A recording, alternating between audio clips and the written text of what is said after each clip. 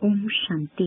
ಇಂದಿನ ಪರಮಾತ್ಮನ ಮಹಾವಾಕ್ಯ ಮುರಳಿ ದಿನಾಂಕ 8/5/2025. ಬಾಪ್ತಾದ ಮಧುಬನ. ಮಧುರ ಮಕ್ಕಳೇ, ಆತ್ಮ ಅಭಿಮಾನಿಗಳಾಗಿ ಪರಮಾತ್ಮ ತಂದೆಯನ್ನು ನೆನಪು ಮಾಡಿ. ಆಗ ನೆನಪಿನ ಶಕ್ತಿ ಜಮಾ ಆಗುತ್ತದೆ.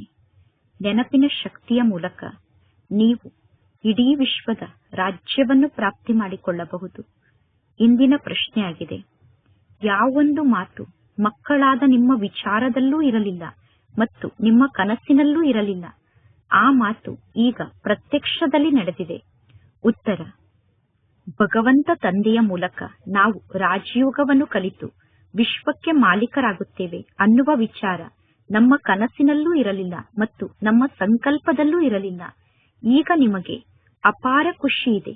ನಾವೀಗ ಸರ್ವಶಕ್ತಿವಂತ ತಂದೆಯ ಮೂಲಕ ಶಕ್ತಿಯನ್ನು ಪಡೆದುಕೊಂಡು ಸತ್ಯುಗದ ಸ್ವರಾಜ್ಯಕ್ಕೆ ಅಧಿಕಾರಿಗಳಾಗುತ್ತೇವೆ ಅನ್ನುವ ಅಪಾರ ಖುಷಿ ಈಗ ನಿಮಗೆ ಇದೆ. ಓಂ ಶಾಂತಿ.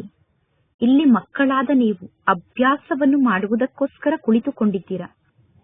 ವಾಸ್ತವದಲ್ಲಿ ಯಾರು ಆತ್ಮ ಅಭಿಮಾನಿಗಳಾಗಿ ಪರಮಾತ್ಮ ತಂದೆಯ ನೆನಪಿನಲ್ಲಿ ಕುಳಿತುಕೊಳ್ಳಲು ಸಾಧ್ಯವೋ ಅಂತವರು ಮಾತ್ರ ಇಲ್ಲಿ ಪೀಠದ ಮೇಲೆ ಕುಳಿತುಕೊಳ್ಳಬೇಕು. ಒಂದು ವೇಳೆ ನೀವು ಪರಮಾತ್ಮ ತಂದೆಯ ನೆನಪಿನಲ್ಲಿ ಕುಳಿತುಕೊಳ್ಳದೇ ಇದ್ದರೆ ನೀವು ಟೀಚರ್ ಎಂದು ಹೇಳಿಸಿಕೊಳ್ಳಲು ಸಾಧ್ಯ ಇಲ್ಲ. ಪರಮಾತ್ಮ ತಂದೆಯ ನೆನಪಿನಲ್ಲಿ ಶಕ್ತಿ ಇರುತ್ತದೆ. ಜ್ಞಾನದಲ್ಲಿ ಶಕ್ತಿ ಇಲ್ಲ. ನೆನಪಿನಲ್ಲೇ ಶಕ್ತಿ ಇದೆ, ಜ್ಞಾನದಲ್ಲಿ ಶಕ್ತಿ ಇಲ್ಲ. ಇದಕ್ಕೆ ನೆನಪಿನ ಶಕ್ತಿ ಎಂದು ಕರೆಯಲಾಗುತ್ತದೆ. ಯೋಗ ಬಲ ಅನ್ನುವ ಶಬ್ದ ಸನ್ಯಾಸಿಗಳ ಶಬ್ದ ಆಗಿದೆ. ಪರಮಾತ್ಮ ತಂದೆ ಕಷ್ಟ ಅನ್ನುವ ಶಬ್ದವನ್ನು ಉಪಯೋಗ ಮಾಡುವುದಿಲ್ಲ. ಪರಮಾತ್ಮ ತಂದೆ ತಿಳಿಸುತ್ತಾರೆ, ಮಕ್ಕಳೇ, ಈಗ ತಂದೆಯಾದ ನನ್ನನ್ನು ನೀವು ನೆನಪು ಮಾಡಿ. ಹೇಗೆ ಸಣ್ಣ ಮಕ್ಕಳು ಮಾತ್ಪಿತಾರನ್ನು ನೆನಪು ಮಾಡುತ್ತಾರೆ ತಾನೆ? ಅವರು ದೇಹಧಾರಿಗಳಾಗಿದ್ದಾರೆ. ಮಕ್ಕಳಾದ ನೀವು ವಿಚಿತ್ರ ಮಕ್ಕಳಾಗಿದ್ದೀರಾ. ಈ ಜಗತ್ತಿನಲ್ಲಿ ಇಲ್ಲಿ ನಿಮಗೆ ಸಾಕಾರ ಚಿತ್ರ ಪ್ರಾಪ್ತಿಯಾಗುತ್ತದೆ. ನೀವು ವಿಚಿತ್ರ ದೇಶದ ನಿವಾಸಿಗಳಾಗಿದ್ದೀರಾ. ಆ ವಿಚಿತ್ರ ದೇಶದಲ್ಲಿ ಚಿತ್ರ ಅಂತೂ ಇರುವುದಿಲ್ಲ. ಮೊಟ್ಟ ಮೊದಲು ನೀವು ಈ ಮಾತನ್ನು ಪಕ್ಕಾ ಮಾಡಿಕೊಳ್ಳಬೇಕು, ನಾನು ಆತ್ಮ ಆಗಿದ್ದೇನೆ. ಆದ್ದರಿಂದ ಪರಮಾತ್ಮ ತಂದೆ ತಿಳಿಸುತ್ತಾರೆ, ಮಕ್ಕಳೇ, ಆತ್ಮ ಅಭಿಮಾನಿಗಳಾಗಿ ಸ್ವಯಂವನ್ನು ಆತ್ಮ ಎಂದು ನಿಶ್ಚಯ ಮಾಡಿಕೊಳ್ಳಿ. ನೀವು ನಿರ್ವಾಣ ದೇಶದಿಂದ ಈ ಜಗತ್ತಿಗೆ ಬಂದಿದ್ದೀರಾ. ಆ ನಿರ್ವಾಣ ದೇಶ ಸರ್ವ ಆತ್ಮರಿಗೂ ಮನೆಯಾಗಿದೆ. ನಿರ್ವಾಣ ದೇಶದಿಂದ ಪಾತ್ರವನ್ನು ಅಭಿನಯ ಮಾಡಲು ನೀವು ಈ ಜಗತ್ತಿಗೆ ಬರುತ್ತೀರಾ. ಮೊಟ್ಟ ಮೊದಲು ನಿರ್ವಾಣ ದೇಶದಿಂದ ಯಾರು ಬರುತ್ತಾರೆ ಅನ್ನುವ ಜ್ಞಾನ ನಿಮ್ಮ ಬುದ್ಧಿಯಲ್ಲಿ ಇದೆ. ಜಗತ್ತಿನಲ್ಲಿ ಬೇರೆ ಯಾರಿಗೂ ಕೂಡ ಈ ಜ್ಞಾನ ಗೊತ್ತಿಲ್ಲ. ಜಗತ್ತಿನಲ್ಲಿ ಬೇರೆ ಯಾರ ಬುದ್ಧಿಯಲ್ಲೂ ಈ ಜ್ಞಾನ ಇಲ್ಲ. ಈಗ ಪರಮಾತ್ಮ ತಂದೆ ತಿಳಿಸುತ್ತಾರೆ, ಎಷ್ಟೆಲ್ಲಾ ಶಾಸ್ತ್ರವನ್ನು ನೀವು ಓದಿದ್ದೀರೋ ಈಗ ಆ ಎಲ್ಲಾ ಶಾಸ್ತ್ರವನ್ನು ಮರೆತು ಬಿಡಿ. ಶ್ರೀಕೃಷ್ಣನಿಗೆ ಎಷ್ಟೊಂದು ಮಹಿಮೆಯನ್ನು ಮಾಡುತ್ತಾರೆ, ಅನ್ಯ ದೇವತೆಗಳಿಗೆ ಎಷ್ಟೊಂದು ಮಹಿಮೆಯನ್ನು ಮಾಡುತ್ತಾರೆ, ಗಾಂಧೀಜಿಗೂ ಕೂಡ ಎಷ್ಟೊಂದು ಮಹಿಮೆಯನ್ನು ಮಾಡುತ್ತಾರೆ.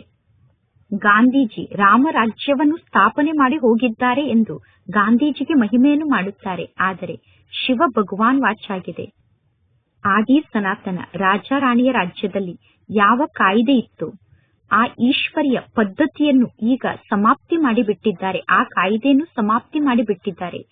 ಪರಮಾತ್ಮ ತಂದೆ ರಾಜಯೋಗವನ್ನು ಕಲಿಸಿ ನಮ್ಮನ್ನು ರಾಜಾರಾಣಿಯನ್ನಾಗಿ ಮಾಡಿದ್ದರು. ಈಗ ಆ ಈಶ್ವರ್ಯ ರೀತಿ ಪದ್ಧತಿಯನ್ನು ಸಮಾಪ್ತಿ ಮಾಡಿಬಿಟ್ಟಿದ್ದಾರೆ.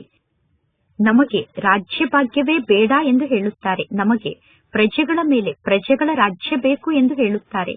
ಈಗ ಪ್ರಜೆಗಳ ಮೇಲೆ ಪ್ರಜೆಗಳ ರಾಜ್ಯ ಇರುವ ಕಾರಣ ಜಗತ್ತಿನ ಪರಿಸ್ಥಿತಿ ಏನಾಗಿದೆ ನೋಡಿ. ಜಗತ್ತಿನಲ್ಲಿ ದುಃಖವೇ ದುಃಖ ಇದೆ. ಎಲ್ಲರೂ ಪರಸ್ಪರ ಜಗಳವನ್ನು ಮಾಡುತ್ತಿರುತ್ತಾರೆ, ಹೊಡೆದಾಡುತ್ತಿರುತ್ತಾರೆ. ಜಗತ್ತಿನಲ್ಲಿ ಅನೇಕ ಮತಗಳಿದೆ.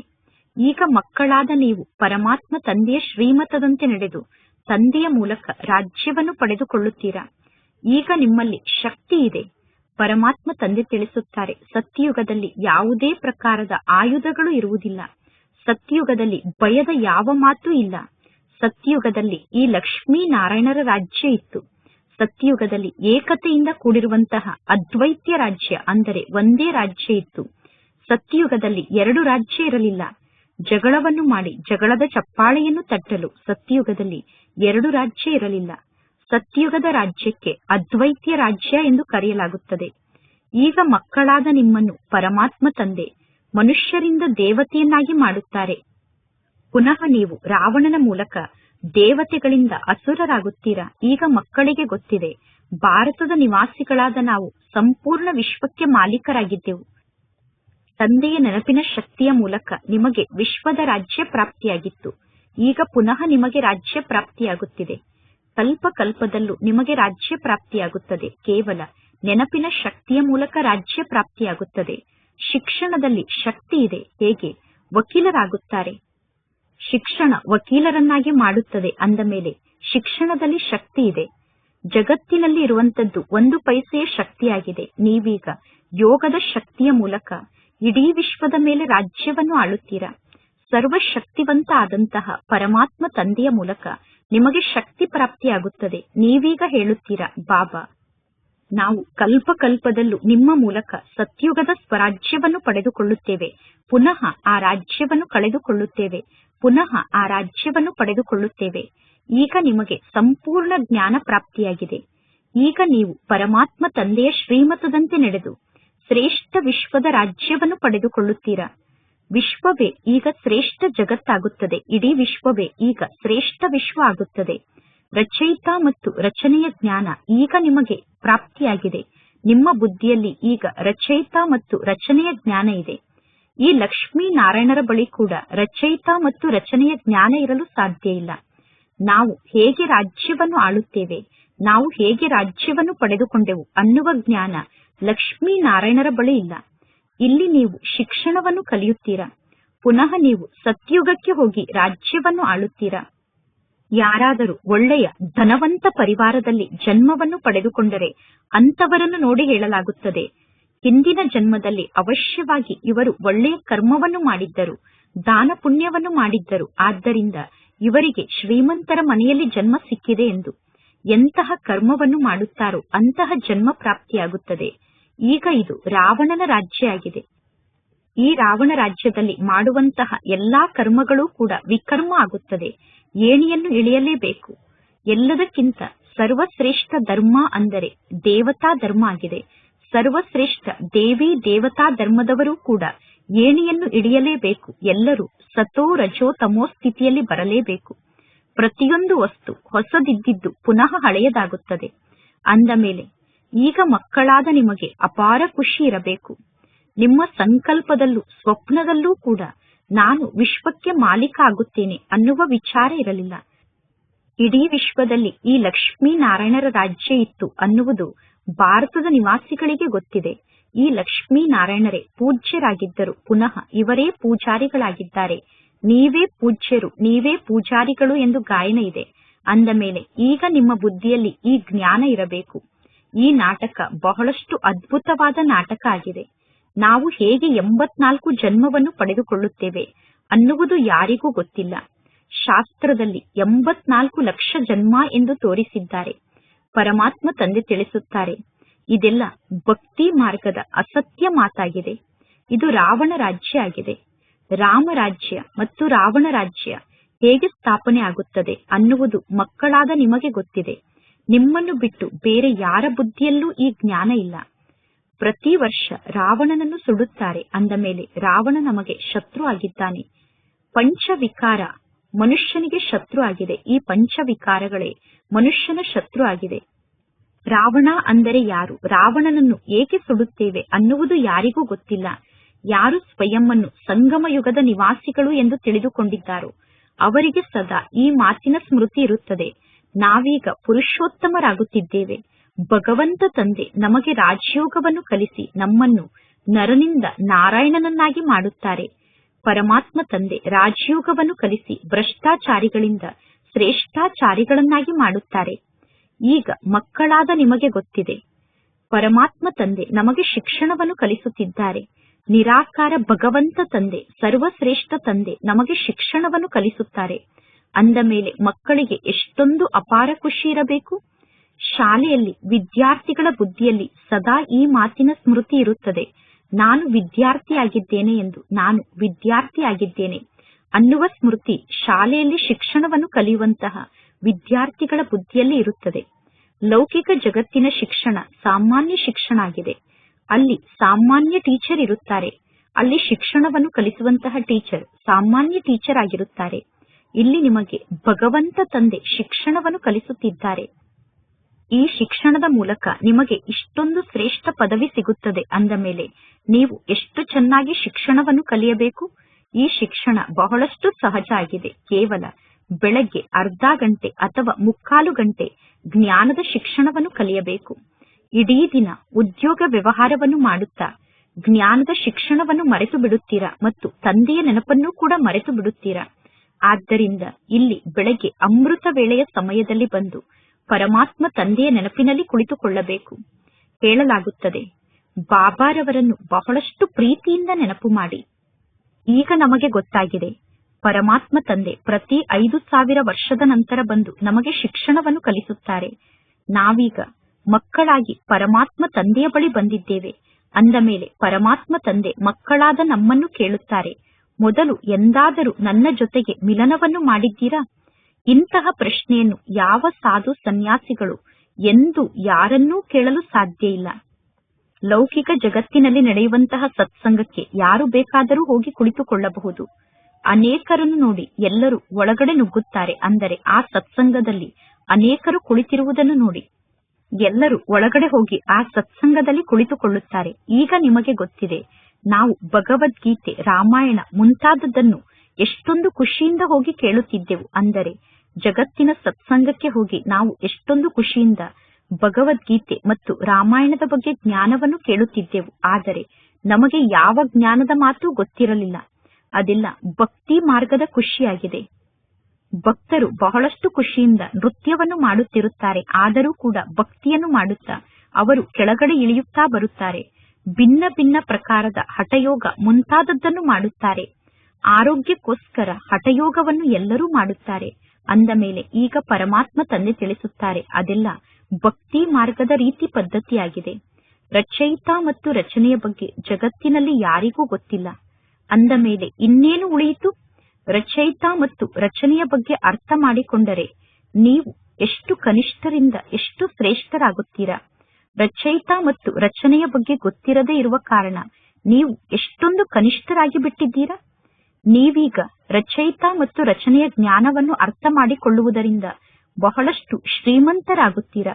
ರಚಯಿತ ಮತ್ತು ರಚನೆಯ ಜ್ಞಾನ ಗೊತ್ತಿರದೇ ಇರುವ ಕಾರಣ ಭಾರತದ ನಿವಾಸಿಗಳು ಕಂಗಾಲಾಗಿ ಬಿಟ್ಟಿದ್ದಾರೆ. ಎಲ್ಲರೂ ಅಸತ್ಯ ಮಾತನ್ನೇ ಹೇಳುತ್ತಿದ್ದಾರೆ. ಜಗತ್ತಿನಲ್ಲಿ ಎಂತೆಂತಹ ಕಾರ್ಯ ನಡೆಯುತ್ತಿದೆ ನೋಡಿ, ಜಗತ್ತಿನಲ್ಲಿ ಏನೆಲ್ಲಾ ನಡೆಯುತ್ತಿದೆ ನೋಡಿ. ಈ ಕಲಿಯುಗದಲ್ಲಿ ಎಷ್ಟೊಂದು ಹಣವನ್ನು ಲೂಟಿ ಮಾಡಿಕೊಂಡು ಹೋಗುತ್ತಾರೆ, ಚಿನ್ನವನ್ನು ಲೂಟಿ ಮಾಡಿಕೊಂಡು ಹೋಗುತ್ತಾರೆ. ಈಗ ಮಕ್ಕಳಾದ ನಿಮಗೆ ಗೊತ್ತಿದೆ, ಸತ್ಯುಗದಲ್ಲಿ ನಾವು ಚಿನ್ನದ ಮಹಲನ್ನೇ ನಿರ್ಮಾಣ ಮಾಡುತ್ತೇವೆ. ವಕೀಲರು ಮುಂತಾದವರು ಶಿಕ್ಷಣವನ್ನು ಕಲಿಯುತ್ತಾರೆ.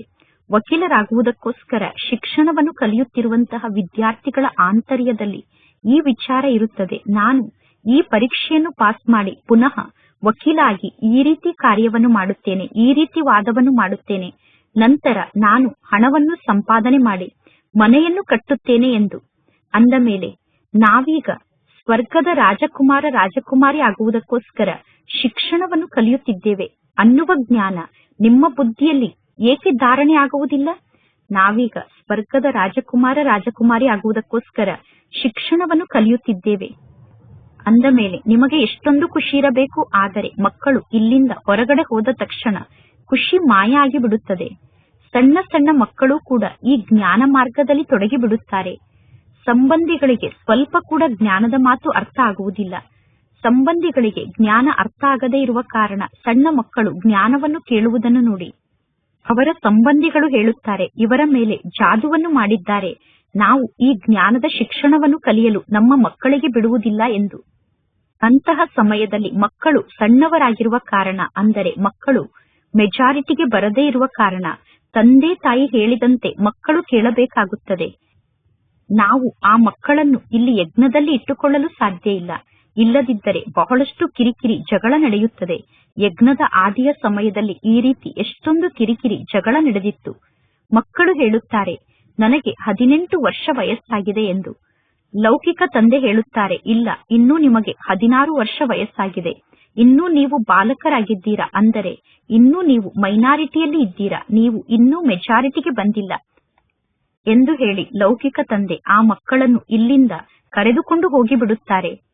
ಇನ್ನೂ ನಿಮಗೆ 18 ವರ್ಷ ಆಗಿಲ್ಲ, ನೀವು ಇನ್ನೂ ಮೈನಾರಿಟಿಯಲ್ಲಿ ಇದ್ದೀರಾ ಅಂದ ಮೇಲೆ ತಂದೆ ತಾಯಿಯ ಆಜ್ಞೆಯಂತೆ ನೀವು ನಡೆಯಬೇಕಾಗುತ್ತದೆ. ನಂತರ ಪುನಃ ಯಾವಾಗ ನೀವು ಮೆಜಾರಿಟಿಗೆ ಬರುತ್ತೀರೋ ಆಗ ನೀವು ಏನನ್ನು ಬೇಕಾದರೂ ಮಾಡಬಹುದು. ಕಾಯಿದೆಯಂತೂ ಇದೆ ತಾನೆ, ಪರಮಾತ್ಮ ತಂದೆ ತಿಳಿಸುತ್ತಾರೆ. ಯಾವಾಗ ನೀವು ಪರಮಾತ್ಮ ತಂದೆಯ ಬಳಿ ಬರುತ್ತೀರೋ ಆಗ ಇಲ್ಲಿ ಕಾಯಿದೆ ಇದೆ. ನೀವು ನಿಮ್ಮ ಲೌಕಿಕ ತಂದೆಯ ಮೂಲಕ ಪತ್ರವನ್ನು ಬರೆಸಿಕೊಂಡು ಬನ್ನಿ, ಅಂದರೆ ಲೌಕಿಕ ತಂದೆಯ ಮೂಲಕ ಅನುಮತಿಯ ಪತ್ರವನ್ನು ತೆಗೆದುಕೊಂಡು ಬನ್ನಿ ಎಂದು ಇಲ್ಲಿ ಪರಮಾತ್ಮ ತಂದೆ ಮಕ್ಕಳಿಗೆ ಕಾಯಿದೆಯನ್ನು ತಿಳಿಸುತ್ತಾರೆ. ಆದರೆ ಮಕ್ಕಳ ನಡತೆಯನ್ನೂ ಕೂಡ ನೋಡಲಾಗುತ್ತದೆ. ನಡತೆ ಸರಿಯಿಲ್ಲ ಅಂದರೆ ಆ ಮಕ್ಕಳು ವಾಪಸ್ ಮನೆಗೆ ಹೋಗಬೇಕಾಗುತ್ತದೆ. ಆಟವನ್ನು ಆಡುವಾಗ ಸರಿಯಾಗಿ ಆಟವನ್ನು ಆಡದೇ ಇದ್ದರೆ ನೀವು ಆಟವನ್ನು ಬಿಟ್ಟು ಹೊರಗಡೆ ಹೋಗಿ ಎಂದು ಹೇಳುತ್ತಾರೆ. ನೀವು ಇದೇ ರೀತಿ ಆಟವನ್ನು ಆಡಿದರೆ ನೀವು ನಮ್ಮ ಮರ್ಯಾದೆಯನ್ನು ಹಾಳು ಮಾಡುತ್ತೀರಾ ಎಂದು ಹೇಳುತ್ತಾರೆ. ಇಲ್ಲಿ ಪರಮಾತ್ಮ ತಂದೆ ಕೂಡ ಹೇಳುತ್ತಾರೆ, ನಿಮ್ಮಲ್ಲಿ ಒಳ್ಳೆಯ ನಡತೆ ಇರದೇ ಇದ್ದರೆ ನೀವು ಕೂಡ ಇಲ್ಲಿಂದ ಹೋಗಿಬಿಡಿ. ಈಗ ಮಕ್ಕಳಾದ ನಿಮಗೆ ಗೊತ್ತಿದೆ, ನಾವು ಯುದ್ಧದ ಮೈದಾನದಲ್ಲಿ ಇದ್ದೇವೆ.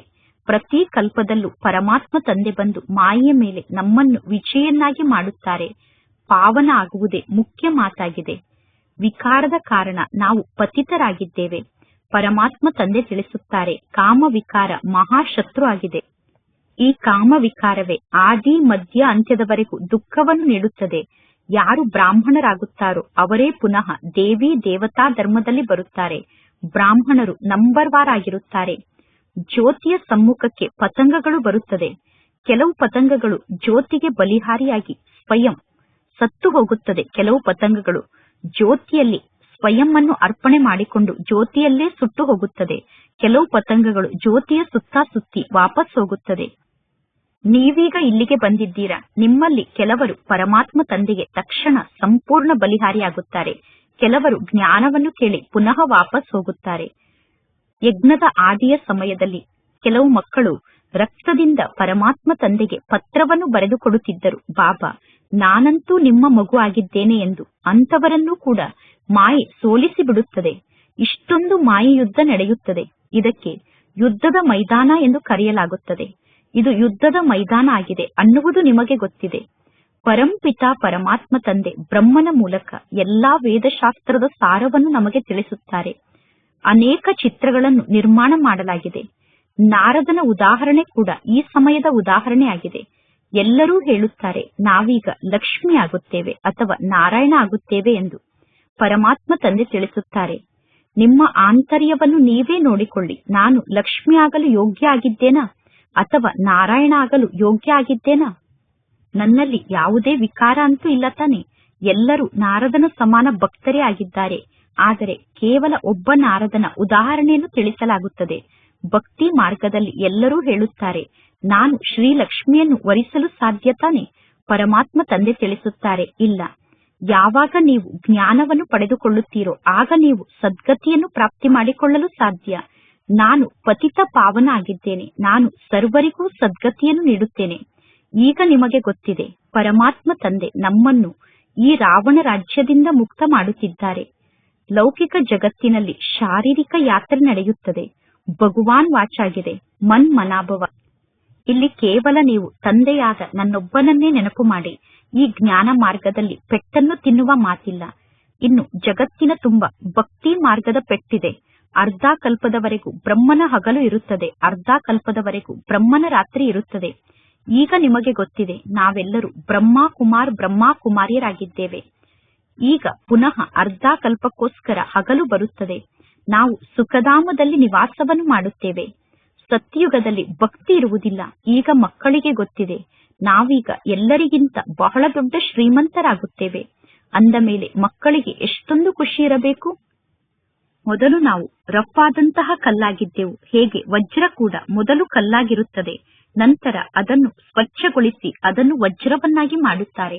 ಅದೇ ರೀತಿ ಪರಮಾತ್ಮ ತಂದೆ ಕೂಡ ಕಲ್ಲಾಗಿರುವ ನಮ್ಮನ್ನು ಸ್ವಚ್ಛಗೊಳಿಸಿ ವಜ್ರವನ್ನಾಗಿ ಮಾಡುತ್ತಾರೆ. ಏಕೆಂದರೆ ಪರಮಾತ್ಮ ತಂದೆ ವಜ್ರದ ವ್ಯಾಪಾರಿಯಾಗಿದ್ದಾರೆ. ಈ ಬ್ರಹ್ಮ ತಂದೆ ಕೂಡ ವಜ್ರದ ವ್ಯಾಪಾರಿಯಾಗಿದ್ದರು ತಾನೆ. ನಾಟಕದ ಅನುಸಾರ ಪರಮಾತ್ಮ ತಂದೆ ಅನುಭವಿ ರಥವನ್ನು ತೆಗೆದುಕೊಂಡಿದ್ದಾರೆ. ಗಾಯನ ಕೂಡ ಇದೆ, ಹಳ್ಳಿಯ ಹುಡುಗ ಎಂದು ಶ್ರೀಕೃಷ್ಣನಿಗೆ ಗಾಯನವನ್ನು ಮಾಡುತ್ತಾರೆ. ಈಗ ಶ್ರೀಕೃಷ್ಣ ಹೇಗೆ ಹಳ್ಳಿಯ ಹುಡುಗ ಆಗಲು ಸಾಧ್ಯ? ಶ್ರೀಕೃಷ್ಣ ಸತ್ಯುಗದ ರಾಜಕುಮಾರ ಆಗಿದ್ದರು. ಶ್ರೀಕೃಷ್ಣನನ್ನು ಎಲ್ಲರೂ ಉಯ್ಯಾಲೆಯಲ್ಲಿ ತೂಗುತ್ತಿದ್ದರು, ಅಂದರೆ ಶ್ರೀಕೃಷ್ಣನನ್ನು ಎಲ್ಲರೂ ತೊಟ್ಟಿಲಿನಲ್ಲಿ ತೂಗುತ್ತಿದ್ದರು. ಶ್ರೀಕೃಷ್ಣನಿಗೆ ಕಿರೀಟವನ್ನು ಧಾರಣೆ ಮಾಡಿಸುತ್ತಾರೆ. ಶ್ರೀಕೃಷ್ಣ ಕಿರೀಟಧಾರಿ ಆಗಿದ್ದಾರೆ ಅಂದ ಮೇಲೆ ಕೃಷ್ಣ ಪುನಃ ಹೇಗೆ ಹಳ್ಳಿಯ ಹುಡುಗ ಆಗಲು ಸಾಧ್ಯ? ಕೃಷ್ಣ ಕಿರೀಟಧಾರಿ ಆಗಿದ್ದಾರೆ ಅಂದ ಮೇಲೆ ನೀವು ಪುನಃ ಕೃಷ್ಣನಿಗೆ ಹಳ್ಳಿಯ ಹುಡುಗ ಎಂದು ಏಕೆ ಕರೆಯುತ್ತೀರಾ? ಹಳ್ಳಿಯ ಹುಡುಗ ಅಂದರೆ ಅವರು ಶ್ಯಾಮ ಆಗಿದ್ದಾರೆ ಎಂದು ಅರ್ಥ. ನೀವೀಗ ಸುಂದರರಾಗುವುದಕ್ಕೋಸ್ಕರ ಬಂದಿದ್ದೀರಾ. ಪರಮಾತ್ಮ ತಂದೆ ಕಲ್ಲಾಗಿರುವ ನಮ್ಮನ್ನು ಜ್ಞಾನದ ಮೂಲಕ ಶುದ್ಧ ಮಾಡಿ ನಮ್ಮನ್ನು ವಜ್ರವನ್ನಾಗಿ ಮಾಡುತ್ತಾರೆ. ಇಲ್ಲಿ ಸತ್ಯ ತಂದೆಯ ಸಂಘ ನಿಮಗೆ ಪ್ರಾಪ್ತಿಯಾಗಿದೆ. ಪ್ರತಿ ಕಲ್ಪದಲ್ಲಿ ಒಮ್ಮೆ ಮಾತ್ರ ಸತ್ಯ ತಂದೆಯ ಸಂಘ ನಮಗೆ ಸಿಗುತ್ತದೆ. ಇನ್ನು ಜಗತ್ತಿನಲ್ಲಿರುವ ಎಲ್ಲಾ ಸಂಘ ಅಸತ್ಯ ಸಂಘ ಆಗಿದೆ. ಆದ್ದರಿಂದ ಪರಮಾತ್ಮ ತಂದೆ ತಿಳಿಸುತ್ತಾರೆ, ಮಕ್ಕಳೇ, ಕೆಟ್ಟದ್ದನ್ನು ಕೇಳಬೇಡಿ, ಕೆಟ್ಟದ್ದನ್ನು ನೋಡಬೇಡಿ, ಕೆಟ್ಟದ್ದನ್ನು ಮಾತನಾಡಬೇಡಿ. ಯಾರಾದರೂ ಪರಮಾತ್ಮ ತಂದೆಗೆ ನಿಂದನೆಯನ್ನು ಮಾಡುತ್ತಿದ್ದರೆ ಅಂತಹ ಮಾತನ್ನು ನೀವು ಕೇಳಬೇಡಿ, ಮತ್ತು ನಿಮ್ಮ ನಿಂದನೆಯನ್ನು ಯಾರಾದರೂ ಮಾಡುತ್ತಿದ್ದರೆ ಅಂತಹ ಮಾತನ್ನು ನೀವೀಗ ಕೇಳಬೇಡಿ. ಯಾರೆಲ್ಲ ಕುಮಾರಿಯರು ಈ ಜ್ಞಾನ ಮಾರ್ಗಕ್ಕೆ ಬರುತ್ತಾರೋ ಆ ಕುಮಾರಿಯರು ಹೇಳಬಹುದು, ಲೌಕಿಕ ತಂದೆಯ ಆಸ್ತಿಯಲ್ಲಿ ನನಗೂ ಕೂಡ ಪಾಲಿದೆ ಎಂದು. ಅಂದ ಮೇಲೆ ನಾವೇಕೆ ಲೌಕಿಕ ತಂದೆಯ ಆಸ್ತಿಯನ್ನು ತೆಗೆದುಕೊಂಡು ಭಾರತದ ಸೇವೆಗೋಸ್ಕರ ಸೆಂಟರ್ ಅನ್ನು ತೆರೆಯಬಾರದು? ಕನ್ಯಾದಾನವನ್ನು ಮಾಡುವಾಗ ಕನ್ಯೆಗೆ ವರದಕ್ಷಿಣೆಯನ್ನು ಕೊಡುತ್ತಾರೆ ತಾನೆ? ಅದೇ ರೀತಿ ಕನ್ಯರಾದ ನೀವು ಹೇಳಬೇಕು, ನಮಗೆ ನಮ್ಮ ಪಾಲನ್ನು ನೀಡಿ, ನಾವು ಹೋಗಿ ಸೆಂಟರ್ ಅನ್ನು ತೆರೆಯುತ್ತೇವೆ, ಆಗ ಅನೇಕರ ಕಲ್ಯಾಣ ಆಗುತ್ತದೆ ಎಂದು. ಈ ರೀತಿ ಕನ್ಯರಾದ ನೀವು ಯುಕ್ತಿಯನ್ನು ರಚನೆ ಮಾಡಬೇಕು. ಇದು ನಮ್ಮ ಈಶ್ವರಿಯ ಮಿಷನ್ ಆಗಿದೆ. ನೀವೀಗ ಕಲ್ಲು ಬುದ್ಧಿಯವರಿಂದ ಪಾರಸ ಬುದ್ಧಿಯವರಾಗುತ್ತೀರಾ. ಪರಮಾತ್ಮ ತಂದೆ ನಿಮ್ಮನ್ನು ಕಲ್ಲು ಬುದ್ಧಿಯವರಿಂದ ಪಾರಸ ಬುದ್ಧಿಯವರನ್ನಾಗಿ ಮಾಡುತ್ತಾರೆ. ಅಂದ ಮೇಲೆ ಯಾರು ನಮ್ಮ ಧರ್ಮದ ಆತ್ಮರಾಗಿದ್ದಾರೋ ಅವರು ಇಲ್ಲಿಗೆ ಬರುತ್ತಾರೆ. ಒಂದೇ ಮನೆಯಲ್ಲಿ ಒಂದೇ ಪರಿವಾರದ ಮಧ್ಯದಲ್ಲಿ ಅನೇಕರು ಇದ್ದರೂ ಕೂಡ ಆ ಮನೆಯಲ್ಲಿ ಯಾರು ದೇವಿ ದೇವತಾ ಧರ್ಮದ ಹೂವಾಗಿದ್ದಾರೋ ಅವರು ಮಾತ್ರ ಈ ಜ್ಞಾನ ಮಾರ್ಗಕ್ಕೆ ಬರುತ್ತಾರೆ. ದೇವತಾ ಧರ್ಮದ ಆತ್ಮರನ್ನು ಹುಡುಕಲು ಪರಿಶ್ರಮವನ್ನು ಪಡಬೇಕು. ಪರಮಾತ್ಮ ತಂದೆ ಎಲ್ಲಾ ಆತ್ಮರನ್ನು ಪಾವನರನ್ನಾಗಿ ಮಾಡಿ ಎಲ್ಲರನ್ನೂ ವಾಪಸ್ ಮನೆಗೆ ಕರೆದುಕೊಂಡು ಹೋಗುತ್ತಾರೆ. ಆದ್ದರಿಂದ ಪರಮಾತ್ಮ ತಂದೆ ತಿಳಿಸಿದ್ದಾರೆ, ಸಂಗಮ ಯುಗದ ಚಿತ್ರದ ಸಮ್ಮುಖಕ್ಕೆ ಅವರನ್ನು ಕರೆದುಕೊಂಡು ಹೋಗಿ. ಒಂದು ಕಡೆ ಕಲಿಯುಗ ಇದೆ, ಇನ್ನೊಂದು ಕಡೆ ಸತ್ಯುಗ ಇದೆ. ಸತ್ಯುಗದಲ್ಲಿ ದೇವತೆಗಳು ಇರುತ್ತಾರೆ, ಕಲಿಯುಗದಲ್ಲಿ ಅಸುರರು ಇದ್ದಾರೆ. ಇದಕ್ಕೆ ಪುರುಷೋತ್ತಮ ಸಂಗಮ ಯುಗ ಎಂದು ಕರೆಯಲಾಗುತ್ತದೆ. ಪರಮಾತ್ಮ ತಂದೆ ನಮ್ಮನ್ನು ಪುರುಷೋತ್ತಮರನ್ನಾಗಿ ಮಾಡುತ್ತಾರೆ. ಯಾರು ಚೆನ್ನಾಗಿ ಜ್ಞಾನದ ಶಿಕ್ಷಣವನ್ನು ಕಲಿಯುತ್ತಾರೋ ಅವರು ಸತ್ಯುಗದಲ್ಲಿ ಬರುತ್ತಾರೆ. ಇನ್ನು ಉಳಿದ ಎಲ್ಲಾ ಆತ್ಮರು ಮುಕ್ತಿಧಾಮಕ್ಕೆ ಹೋಗುತ್ತಾರೆ. ಮುಕ್ತಿಧಾಮಕ್ಕೆ ಹೋದಂತಹ ಆತ್ಮರು ತಮ್ಮ ತಮ್ಮ ಸಮಯಕ್ಕೆ ಸರಿಯಾಗಿ ಈ ಸೃಷ್ಟಿಗೆ ಬರುತ್ತಾರೆ. ಈ ಸೃಷ್ಟಿ ಚಕ್ರದ ಚಿತ್ರ ಬಹಳ ಒಳ್ಳೆಯ ಚಿತ್ರ ಆಗಿದೆ. ಈಗ ಮಕ್ಕಳಾದ ನಿಮಗೆ ಸೇವೆಯನ್ನು ಮಾಡುವಂತಹ ಆಸಕ್ತಿ ಇರಬೇಕು. ನಾವೀಗ ಈ ರೀತಿ ಸೇವೆಯನ್ನು ಮಾಡಿ ಬಡವರ ಉದ್ಧಾರವನ್ನು ಮಾಡಿ ಎಲ್ಲರನ್ನೂ ಸ್ವರ್ಗಕ್ಕೆ ಮಾಲೀಕರನ್ನಾಗಿ ಮಾಡುತ್ತೇವೆ. ಒಳ್ಳೆಯದು. ಮಧುರಾತಿ ಮಧುರ ಅಗಲಿ ಹೋಗಿ ಮರಳಿ ಸಿಕ್ಕಿರುವ ಮಕ್ಕಳ ಪ್ರತಿ ಮಾತ್ಪಿತಾ ಬಾಪ್ತಾದರವರ ನೆನಪು, ಪ್ರೀತಿ ಹಾಗೂ ಸುಪ್ರಭಾತ. ಆತ್ಮಿಕ ಮಕ್ಕಳಿಗೆ ಆತ್ಮಿಕ ತಂದೆಯ ನಮಸ್ತೆ. ಆತ್ಮಿಕ ತಂದೆಗೆ ಆತ್ಮಿಕ ಮಕ್ಕಳ ನೆನಪು, ಪ್ರೀತಿ ಹಾಗೂ ನಮಸ್ತೆ ನಮಸ್ತೆ ನಮಸ್ತೆ. ಧಾರಣೆಗೋಸ್ಕರ ಮುಖ್ಯ ಸಾರ. ಫಸ್ಟ್ ಪಾಯಿಂಟ್, ನೀವೀಗ ಸ್ವಯಂ ಅನ್ನು ನೋಡಿಕೊಳ್ಳಬೇಕು. ನಾನು ಶ್ರೀ ಲಕ್ಷ್ಮಿ ಅಥವಾ ಶ್ರೀ ನಾರಾಯಣನ ಸಮಾನ ಆಗಲು ಸಾಧ್ಯ ತಾನೆ? ನನ್ನಲ್ಲಿ ಯಾವುದೇ ವಿಕಾರ ಅಂತೂ ಇಲ್ಲ ತಾನೆ? ನಾವು ಜ್ಯೋತಿಯ ಸುತ್ತುವಂತಹ ಪತಂಗ ಆಗಿದ್ದೇವೋ ಅಥವಾ ಜ್ಯೋತಿಗೆ ಬಲಿಹಾರಿ ಆಗುವಂತಹ ಪತಂಗ ಆಗಿದ್ದೇವೋ ಎಂದು ಸ್ವಯಂ ಅನ್ನು ನೋಡಿಕೊಳ್ಳಬೇಕು.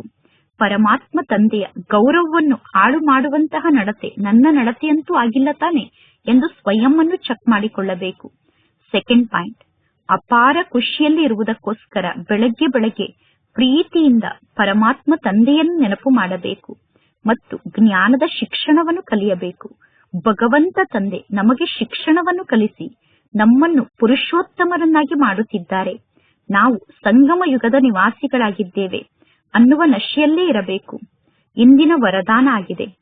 ಸರ್ವ ಗುಣಗಳ ಅನುಭವದ ಮೂಲಕ ಪರಮಾತ್ಮ ತಂದೆಯನ್ನು ಪ್ರತ್ಯಕ್ಷಗೊಳಿಸುವಂತಹ ಅನುಭವಿ ಮೂರ್ತಿಗಳಾಗಿ ಪರಮಾತ್ಮ ತಂದೆಯ ಬಗ್ಗೆ ಎಷ್ಟೆಲ್ಲಾ ಗುಣವನ್ನು ಗಾಯನ ಮಾಡುತ್ತೀರೋ ಆ ಸರ್ವ ಗುಣಗಳ ಅನುಭವಿಗಳಾಗಿ ಹೇಗೆ ಪರಮಾತ್ಮ ತಂದೆ ಆನಂದದ ಸಾಗರ ಆಗಿದ್ದಾರೆ, ತಂದೆ ಆನಂದದ ಸಾಗರ ಆಗಿದ್ದಾರೆ ಅಂದ ಮೇಲೆ ಆನಂದದ ಸಾಗರನ ಅಲೆಯಲ್ಲೇ ಆಟವನ್ನು ಆಡುತ್ತಾ ಇರಿ. ಯಾರೇ ನಿಮ್ಮ ಸಂಪರ್ಕದಲ್ಲಿ ಬಂದರೂ ಕೂಡ ಅವರಿಗೆ ಆನಂದ, ಪ್ರೇಮ, ಸುಖ ಮತ್ತು ಸರ್ವಗುಣದ ಅನುಭವವನ್ನು ಮಾಡಿಸಿ. ಇಂತಹ ಸರ್ವಗುಣದ ಅನುಭವಿ ಮೂರ್ತಿಗಳಾಗಿ ಆಗ ನಿಮ್ಮ ಮೂಲಕ ಪರಮಾತ್ಮ ತಂದೆಯ ಚೆಹರೆ ಎಲ್ಲರ ಸಮ್ಮುಖದಲ್ಲೂ ಪ್ರತ್ಯಕ್ಷ ಆಗುತ್ತದೆ. ನೀವೀಗ ಸರ್ವಗುಣಗಳ ಅನುಭವಿ ಮೂರ್ತಿಯಾಗಿ ಆಗ ನಿಮ್ಮ ಮೂಲಕ ಪರಮಾತ್ಮ ತಂದೆಯ ಚೆಹರೆ ಸ್ಪಷ್ಟವಾಗಿ ಎಲ್ಲರಿಗೂ ಕಾಣಿಸುತ್ತದೆ. ಏಕೆಂದರೆ ಮಹಾನ್ ಆತ್ಮರಾದ ನೀವೇ ಪರಮಾತ್ಮ ತಂದೆಯನ್ನು ನಿಮ್ಮ ಅನುಭವಿ ಮೂರ್ತಿ ಸ್ವರೂಪದ ಮೂಲಕ ಪ್ರತ್ಯಕ್ಷಗೊಳಿಸಲು ಸಾಧ್ಯ. ಇಂದಿನ ಸ್ಲೋಗನ್ ಆಗಿದೆ, ಕಾರಣವನ್ನು ನಿವಾರಣೆಯಲ್ಲಿ ಪರಿವರ್ತನೆ ಮಾಡಿ, ಅಶುಭ ಮಾತನ್ನು ಶುಭ ರೂಪದಲ್ಲಿ ಧಾರಣೆ ಮಾಡಿಕೊಳ್ಳಿ. ಕಾರಣವನ್ನು ನಿವಾರಣೆಯಲ್ಲಿ ಪರಿವರ್ತನೆ ಮಾಡಿ, ಅಶುಭ ಮಾತಿನಲ್ಲೂ ಕೂಡ ಶುಭ ಮಾತನ್ನೇ ಆರಿಸಿಕೊಳ್ಳಿ, ಅಶುಭದಲ್ಲೂ ಶುಭವನ್ನು ಹುಡುಕಿ. ಇಂದಿನ ಅವ್ಯಕ್ತ ಸೂಚನೆ ಆಗಿದೆ, ಆತ್ಮಿಕ ರಾಯಲ್ಟಿ ಮತ್ತು ಪವಿತ್ರತೆಯ ವ್ಯಕ್ತಿತ್ವವನ್ನು ಧಾರಣೆ ಮಾಡಿಕೊಳ್ಳಿ. ಬ್ರಾಹ್ಮಣ ಜೀವನ ಅಂದರೆ ಪವಿತ್ರ ಜೀವನ ಆಗಿದೆ. ಬ್ರಾಹ್ಮಣ ಜೀವನದ ಜೀವದಾನ ಅಂದರೆ ಪವಿತ್ರತೆ ಆಗಿದೆ. ನಮ್ಮ ಜೀವನದ ಜೀವದಾನವೇ ಪವಿತ್ರತೆ ಆಗಿದೆ. ಆದಿ ಸ್ವರೂಪ ಕೂಡ ಪವಿತ್ರತೆ ಆಗಿದೆ, ಅನಾದಿ ಸ್ವರೂಪ ಕೂಡ ಪವಿತ್ರತೆ ಆಗಿದೆ. ನಾನು ಅನಾದಿ ಸ್ವರೂಪದಲ್ಲೂ ಕೂಡ ಪವಿತ್ರ ಆತ್ಮನಾಗಿದ್ದೇನೆ, ಆದಿ ಸ್ವರೂಪದಲ್ಲೂ ಕೂಡ ನಾನು ಪವಿತ್ರ ಆತ್ಮನಾಗಿದ್ದೇನೆ ಅನ್ನುವ ಸ್ಮೃತಿ ಯಾವಾಗ ಬರುತ್ತದೆಯೋ ಆ ಸ್ಮೃತಿಯಲ್ಲಿ ಸ್ಥಿತ ಆದಾಗ ಪವಿತ್ರತೆಯ ಮೂಲಕ ಸಮರ್ಥತೆ ಬರುತ್ತದೆ.